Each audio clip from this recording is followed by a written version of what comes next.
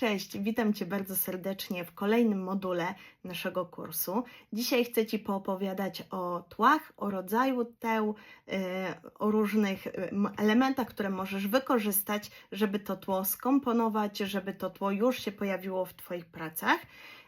I pierwsza rzecz, którą chcę Ci powiedzieć, tło nie może przytłoczać pracy. Tak jak widziałam po Waszych komentarzach, to co jest bardzo ważne, to my się skupiamy na rękodziele. To rękodzieło ma mieć pierwsze skrzypce na zdjęciach, dlatego tło ma być tłem, ma być dodatkiem, ma uzupełniać pracę, a nie ją przyćmiewać. Dlatego jeśli wykonujesz prace jasne, pastelowe, zadbaj o jasne tło. Tło ma komponować się z pracą, którą wykonujesz.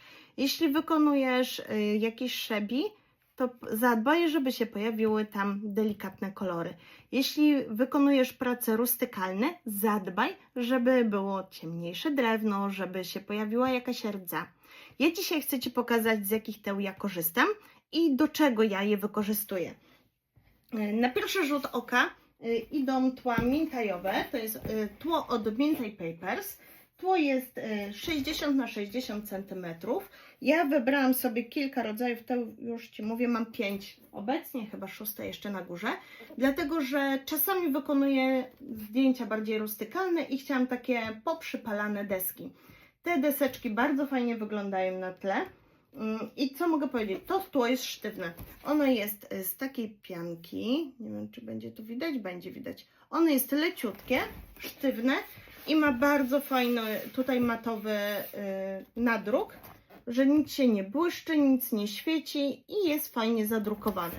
I to jest tło z drugiego rzutu. Z pierwszego rzutu to już jest to tło i ono też bardzo ładnie wygląda, ale jest śliskie. Tego tła boję się zmywać ściereczką mokrą czy chusteczką mokrą, na przykład po live jak chlapę, bo te tła też wykorzystuję do nagrywania filmików czy w czasie live'ów i boję się, że ten nadruk zejdzie, także jak macie możliwość, to ja bym kupowała tła z drugiej wersji. To tło jest białe, ja bardzo lubię białe tła, dlatego żeby mi rozjaśniały też od dołu pracę. Poza tym ja lubię jasne kolory, wykorzystuję je w swoich pracach, także to jasne tło mi pięknie współgra z moimi pracami.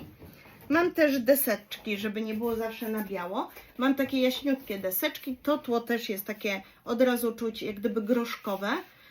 To jakbyście pomyślały sobie o koszulkach na dokumenty. Są takie śliskie i są groszkowe. To mi bardziej przypomina to groszkowe. Jest fajne, matowe, nic się nie świeci, żadnych błysków dodatkowych nie ma na zdjęciach. To tło bardzo lubię. Ono jest białe ze spękaniami. Ono jest z tego pierwszego rzutu. Ono też jest matowe, ale już widać jak przez to, że pewnie jest śliskie, zaczyna się brudzić. O, i tutaj już widać, że coś się świeci. Także nie da się tego tła dobrze domyć, doczyścić. I jeszcze jedno mam tło, taki marmurek przecierany. Też jest jaśniutki, ale już jest z takim delikatnym beżem. Widzicie? To jest to tło z pierwszego rzutu. Ono czasami potrafi gdzieś tam zabłyszczeć. Na zdjęciach na szczęście tego nie widać, dlatego nie mam z tym problemu. Te tła są bardzo fajne, bo możesz je postawić, bądź położyć na przykład na stołku. Ono utrzymuje całą kompozycję. Kolejne tła, które wykorzystuję w swoich zdjęciach, to są płyty HDF. Tą płytę akurat mam, bo były montowane meble u znajomych, został im kawałek płyty, zapytali się, czy chcę. Ja mówię, oczywiście, zawsze takie rzeczy mi się przydają. Też jest duże. Zwracaj uwagę, że kartkę, którą robisz najczęściej, ma wymiary 15 na 15 czy 10 na 21, także tło musi być odpowiednio większe, jeśli będziemy robić dystans, żeby dystans powodował nam rozmyte tło pod spodem. I takie minimalne dla mnie tło musi mieć wymiar 50 na 50 cm. Mniejsze będzie ciężko po prostu później zrobić ładne zdjęcie. dlatego że gdzieś tam już będzie brzeg widać, więc 50 na 50 to jest moje minimum. I te tła sztywne bardzo fajnie się sprawdzają do tego, o, za bardzo szastam tymi tłami. I te tła sztywne bardzo fajne są do tego, że możesz je ustawić na przykład na stołku, na krześle, oprzeć o krzesło i zrobić z tego ścianę. Kolejny rodzaj to jest biała płyta HDF. Ją możesz kupić w każdym sklepie budowlanym, meblarskim. To jest taka cienka płyta, ona ma chyba 3 mm. To się nazywa albo tył do szafy, albo płyta HDF cienka. 3 mm. To nie są duże koszty, a się przydaje, zostaje na lata. I coś, co zrobiłam sama. Coś, co bardzo mi się podobało, bo chciałam wprowadzić trochę koloru, ale nie byłam pewna, jak to zrobić, jakie tła użyć. Dlatego kupiłam płyty sklejkowe, zwykłe płyty sklejkowe, takie niemalowane. Do tego wykorzystałam próbki farb. Próbki farb są po 2, 3, 5 zł. Wykorzystałam po 2-3 odcienie na dane tło, tak żeby po prostu pomieszać te farby i paćkałam, a na koniec wzięłam gąbeczkę taką, tu mam pociętą, ale Ci pokażę, jak to wygląda, gąbeczkę taką do mycia naczyń i po prostu wymieszałam te farby, też nie za bardzo, żeby to tło nie było jednolite. Na koniec na tym tle zielonym tu miałam 2 zielenie i biel, żeby po prostu było to tło cieniowane. Także jest to bardzo miła zabawa. Zwróć uwagę, że tu jest troszkę ciemniej, tu jest jaśniej, tu są te białe place. Po drugiej stronie, nie chciałam marnować sklejki, więc drugą stronę sobie zrobiłam szaro-beżową i tu też widać, że jest więcej bieli, tu jest więcej tego beżu, to jest taki chłodny beż, tutaj jest troszeczkę ciemniej. I to tło bardzo mi się podoba, bo ma dodatkową strukturę. To musi długo wyschnąć, dlatego że tej farby tutaj jest dosyć sporo, ale zwróć uwagę, jaką ona ma fajną strukturę. Nie jest jednolite, jest takie ciekawe. I na pewno jest jedyne w swoim rodzaju, dlatego że sama je malowałam. Trochę mi dzieciaki pomagały. O, była zabawa. Ale nikt takiego tła nie ma. I to jest płyta przecięta na pół, także ona z jednej strony ma 50 cm, a z drugiej 100. A jak miałam przeciętą płytę, no to wykorzystałam sobie na kolejne. Tutaj mam taki pudrowy róż, tego dzisiaj w kamerze nie widać, jest bardzo podobny do tamtego, ale jest już to cieplejszy odcień i to jest taki pudrowy róż.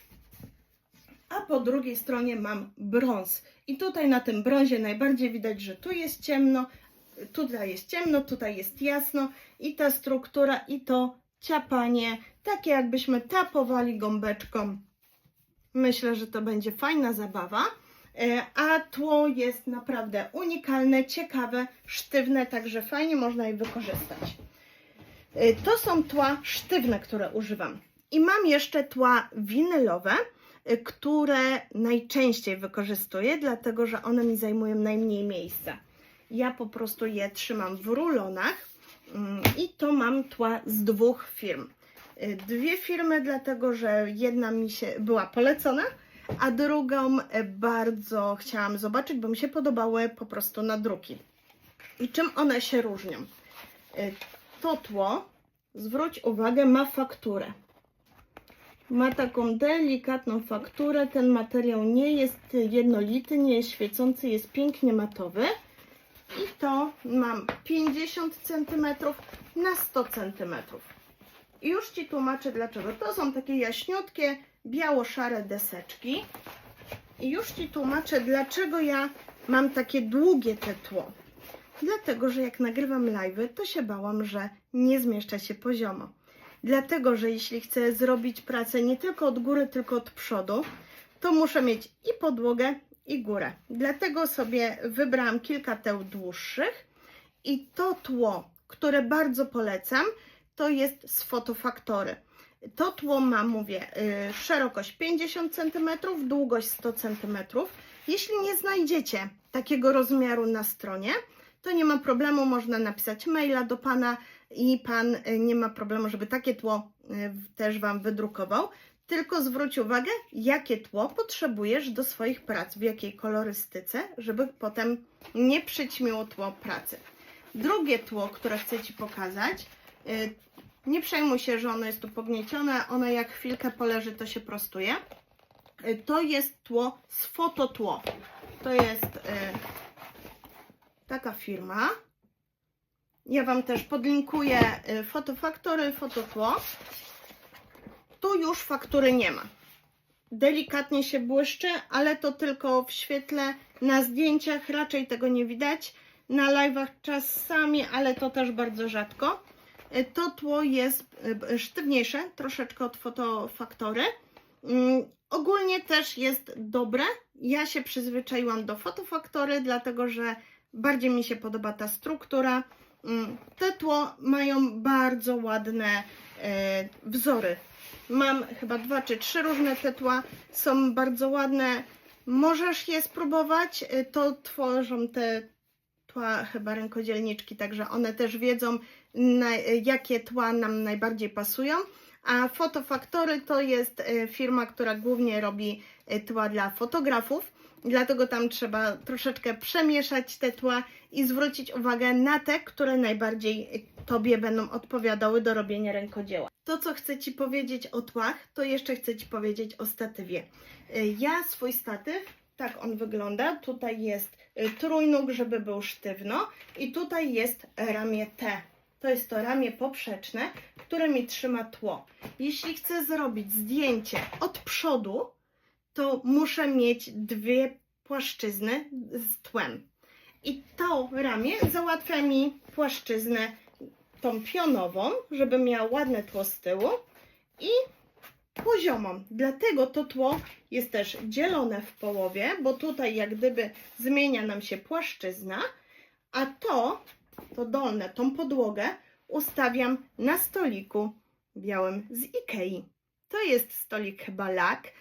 Większość osób ma taki stolik w domu, a jak nie ma, to polecam, bo to jest tani stolik i nie trzeba robić zdjęć na podłodze, na ziemi. Ja wykorzystuję taki stolik na co dzień. On stoi u mnie, u synów w pokoju już na stałe i tam właśnie jest rozłożone na tło.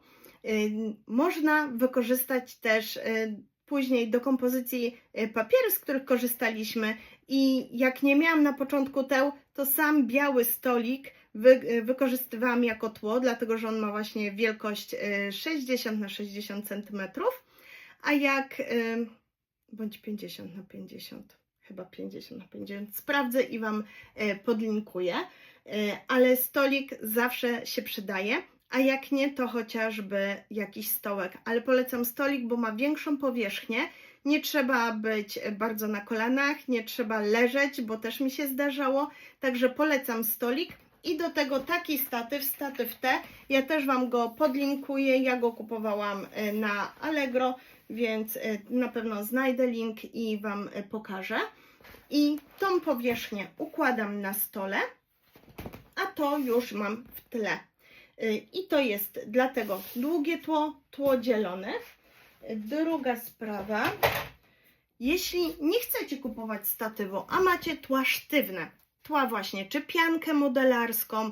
Pianka modelarska, sprawdziłam cenę, kosztuje 50 na 70 cm, 17 zł. To jest zwykła biała pianka, która jest lekka, ale jest matowa i biała. Także będzie piękną podstawą do tła. Takie tła sztywne można sobie oprzeć o krzesełko, jak nie mamy statywu, bo nie musimy mieć wcale. Możemy oprzeć o ścianę, możemy oprzeć o krzesełko, o coś, co nam stoi z boku. A drugie tło układamy na ziemi i wtedy też mamy 2 płaszczyzny. Nie ma problemu, żeby takie zdjęcie zrobić od przodu. I to są najważniejsze rzeczy, które chciałam Ci dzisiaj powiedzieć. Chciałam, żebyś zobaczyła, że są różne rodzaje teł. Chciałam pokazać, że nie ma co się ograniczać, że można kombinować z różnymi rzeczami. Jeśli nie mamy takich teł półprofesjonalnych, możemy czy profesjonalnych, to możemy sami zmalować takie tło, możemy wykorzystać coś, co mamy w domu, bo może jakaś kawałek płyty już jest. Ja do tła też mam naszykowaną błazerię, tylko że tą błazerię pomalowałam na biało i ona jest w wielkości właśnie 50, 60 na 60, coś w tych okolicach. Wcześniej jak nie miałam teł, to wykorzystywałam właśnie tylko stolik. Stolik bardzo polecam, bo to jest niski koszt, można wykorzystać do kawy, a przy okazji do zdjęć. Także to są najważniejsze rzeczy z tła. Chciałabym, żebyś poszukała, co możesz wykorzystać na tło. Jeśli chcesz wykorzystać jakiś materiał, pamiętaj, że ten materiał nie powinien jako całe tło błyszczeć i powinien być jednolity i powinien być wyprasowany. Chyba że masz artystyczny zamysł, że całe tło będzie pogniecione i gdzieś tam z tyłu będzie rozmyte, ale jeśli tło będzie bardzo odwracał uwagę od Twojej pracy, od Twojego rękodzieła, no niestety nie będzie to dobrze grało. Także zwróć uwagę, żeby tło było w tle, żeby stanowiło tylko podkład do Twojego rękodzieła, do Twojej pracy głównej.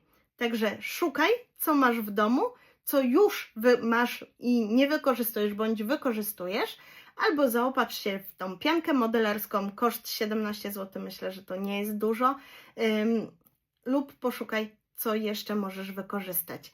Także z tym zadaniem Ci zostawiam. Szykuj sobie tło, szykuj sobie miejsce do robienia zdjęć, bo już w sobotę rozmawiamy o kompozycji, czyli co układamy na to tło, żeby pięknie komponowało z naszym rękodziełem i jak należy zrobić zdjęcie, zasadę trójpodziału Ci też powiem, gdzie ustawić pracę, żeby ta praca przyciągała wzrok. Dziękuję bardzo i do zobaczenia. Pa, pa!